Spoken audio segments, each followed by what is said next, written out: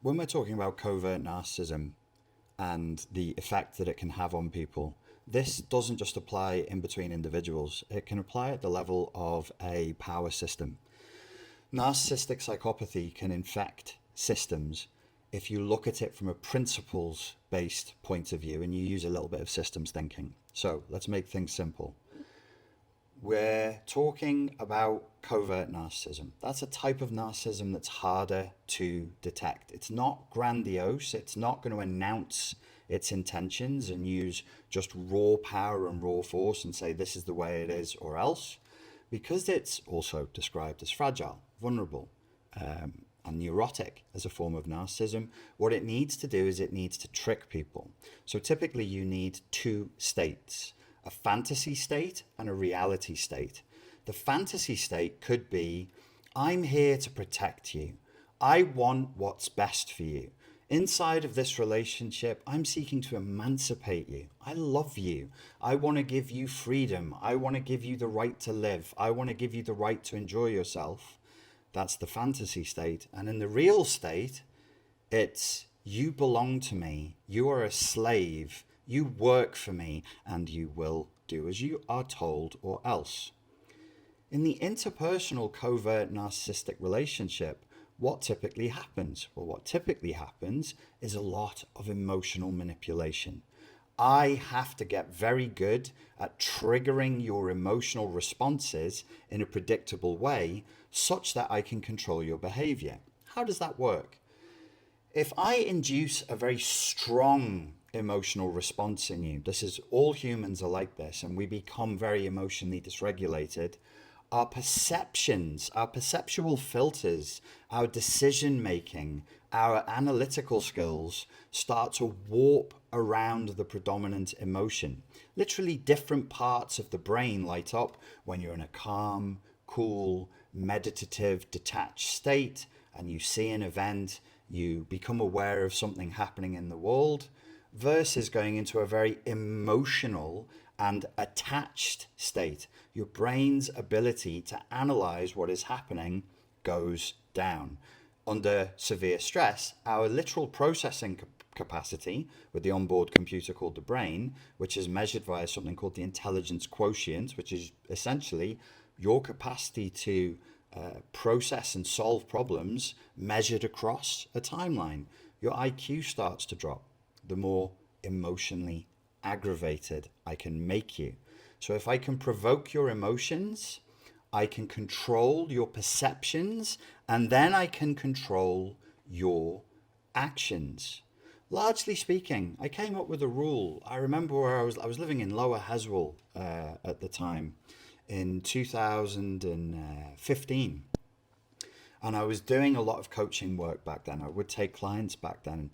And I came up with the rule of thumb, which is that when you're talking about being inside of the narcissistically abusive relationship, or just as you're coming out of it, whatever predominant emotion you are feeling, you can assume that the narcissistic psychopathic abuser, whether they're covert or overt, that's the emotion they want you to feel.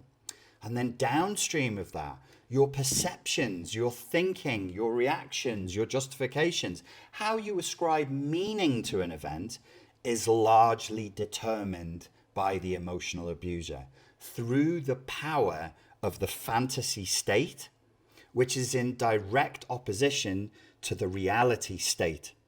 And in this way, systems of power become infected with narcissistic and psychopathic tendencies. Yes, of course, we can point to pathological individuals who've climbed and wormed their way into the power hierarchy. That one, this one, he's doing that, she's doing this, he's doing the other thing.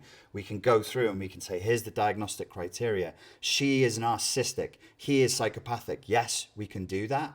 And at times it is useful, but sometimes it's also useful to step back and say, this is a narcissistic psychopathic system that is in operation right now, and it is seeking to control my mind and my emotional responses, and through controlling my perceptions and my emotions, its ultimate objective is clearly there to control my behavior.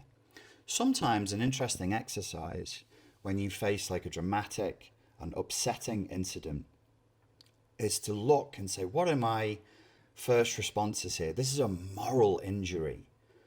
They did something terrible, something awful, maybe even something graphic.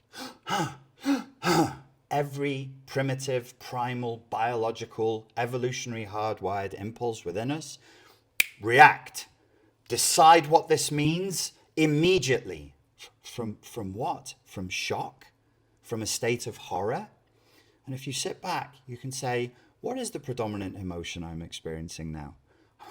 I'm furious. I'm terrified. I'm appalled. I'm full of righteous indignation.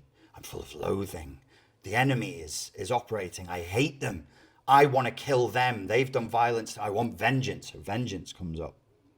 What's the emotion? And what is the emotion, that maelstrom, that storm? Maelstrom, I think, is a Nordic, Scandinavian word for a whirlpool. That maelstrom, that whirlpool, that tornado of emotions, where is it pulling you towards? What are you thinking? What are you assuming to be true? What mental gymnastics are we going through? What are we not seeing? We've gone, this has happened. He did this. She said this on my wedding day. He did this on the day of the most important job interview. I'm disgusted. I'm outraged. What are the emotions? And what are those parts of you telling you you have to do? Because with strong emotion is an impulse evolutionarily hardwired to take action. What is the action? What is the response? And your central nervous system goes, come on, what are we doing? Well, that's evolutionarily adaptive. It's positive, right? Because if we were 20 people, 20 proto-humans, however many thousands of years ago, and the saber-toothed tiger appears, the ones who respond quickly survived, and so the genetics survived. The ones who sat there and stroked their chins and philosophically went, I wonder what emotion I'm feeling now as the saber-toothed tiger bears down on me, they died. Their genetics did not stick around in the gene pool. So sometimes when we have neurotic, anxious, enraged responses, we can say, okay, it's not helpful or appropriate to the time we live in now, but evolutionarily it was. And we can detach. We can say, thank you. I thank you, body system, for my fear. Thank you for my rage. Thank you for my repulsion and my disgust and this drive that you have inside of me. There's no negative intent from the system that I'm operating. It wants me to live. But in the times we live in, with all of our technology, that means that we humans as a species have created an environment that we live inside of that we're not a very good evolutionary match for, because what we're evolved for is to hang around 50 to 100 people during an entire lifetime and do a bit of hunting and foraging and then sit around campfires at night looking at the stars going, ooh, wonder what those are. Probably they're gods.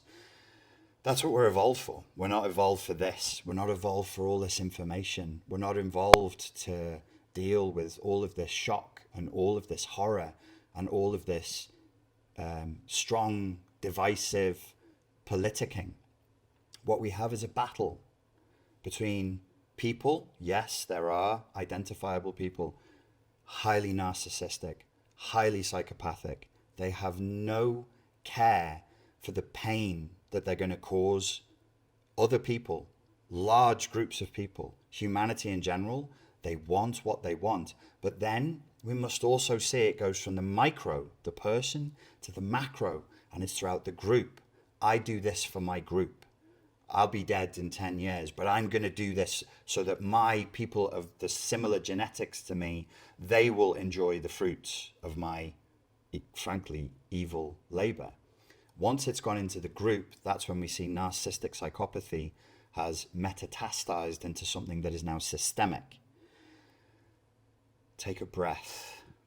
If you were at a point in your life where something awful had just happened to you inside of a narcissistic or psychopathically abusive relationship, and you were feeling very, very strong feelings, and I was there with you, you wouldn't expect me to tell you, yes, go run with those feelings.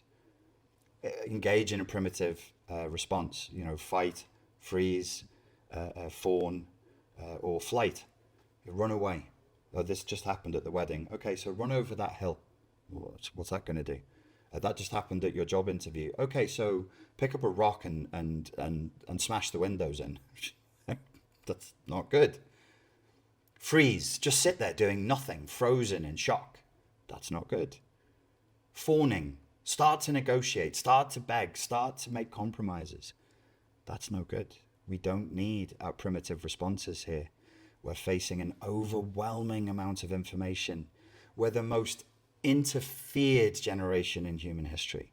That's not contestable. We're the most propagandized and marketed to generation in human history. We're consuming more information in a day that most of humans throughout human history would consume in a lifetime, and it's stressful. I'll finish with this. There is an effect amongst animals that is called zoochosis.